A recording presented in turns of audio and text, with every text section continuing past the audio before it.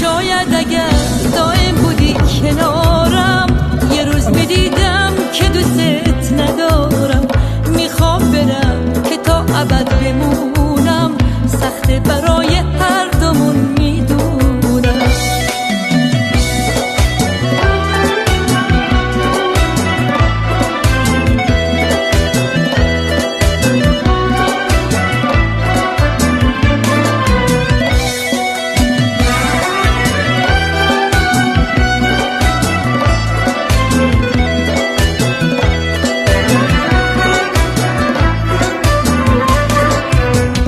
فکر نکنی